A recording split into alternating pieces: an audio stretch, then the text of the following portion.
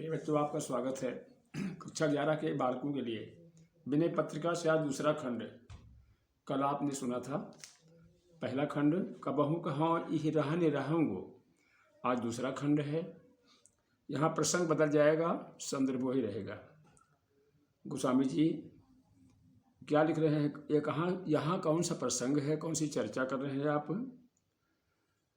अपने बारे में, अपने मन की मूर्खता के बारे में आप सुंदर उदाहरण देते हुए ईश्वर से प्रार्थना कर रहे हैं, विनती कर रहे हैं कि मेरे इस मन की मूर्खता को आप कृपा करके हर लीजिए।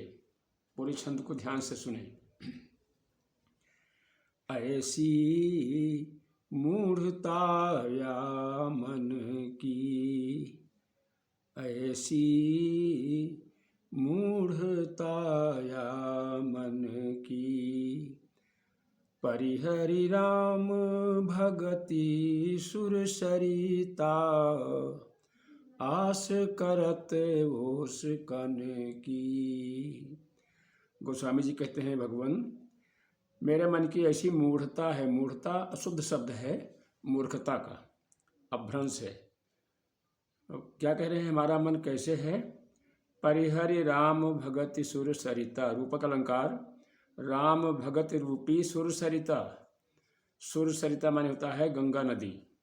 सुर माने देवता, सरिता माने नदी। गंगा नदी किसकी नदी कहलाती है? देवताओं की। परिहर माने त्याग करके, कहते हैं सुर सरिता त्याग करके।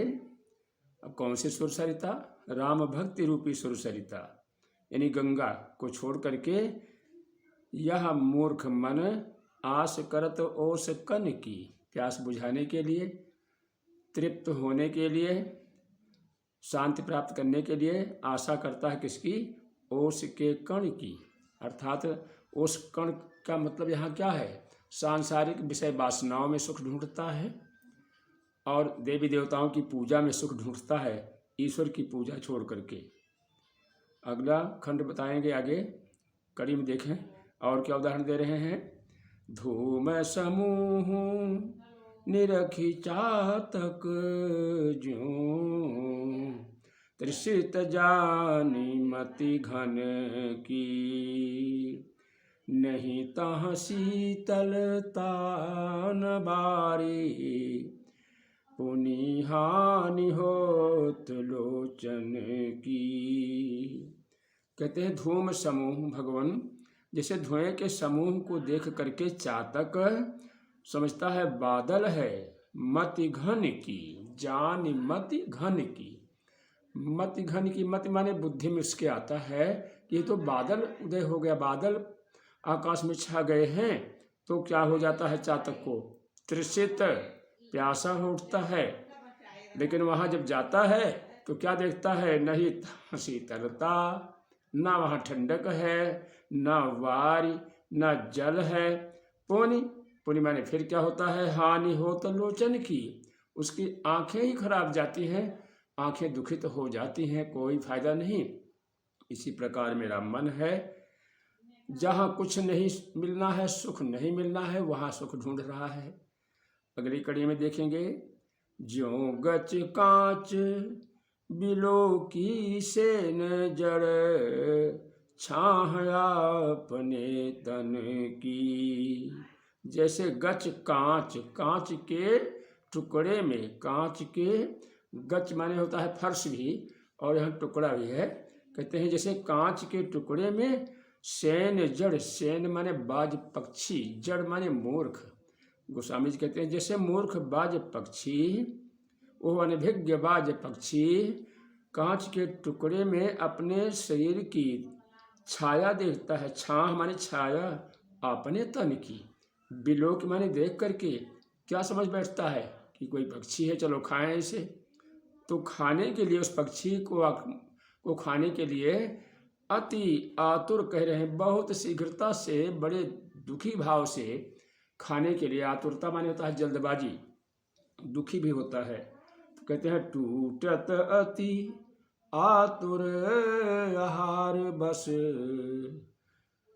क्षति विसारी आनन की। धावमान होता है उस पर हमला करता है पक्षी समझ कर के अपनी छाया पर, और क्षति माने हानि, भूल जाता है, बिसर जाता है अपने आनंद की। आनंद माने मुख की। ये नहीं सोच पाता कि मुख टूट जाएगा शीशे में, वो समझता है पक्षी है, मगर हानि क्या हो जाती है, अपना मुखड़ा तोड़ के चला आता है। इसी प्रकार हमारा मन है। बड़ा सुंदर है दृष्टांत दे रहे हैं गोस्वामी जी अपने मन के बारे में भगवान से। अब 2 कड़ियाँ अंत की। कहाँ लो कहाँ कुचाल कृपा निधि, जानत हो गति मन की। कहते हैं प्रभु मेरे मालिक, आपसे मैं कहाँ तक इस मन की कुचाल कहूँ। आप मेरे मन की सारी बात जानते हैं, कुछ छिपा नहीं है आपसे। इसलिए क्या करें, तुलसीदास प्रभु हरहु दुसहा दुख, करहु लाज निजपन की।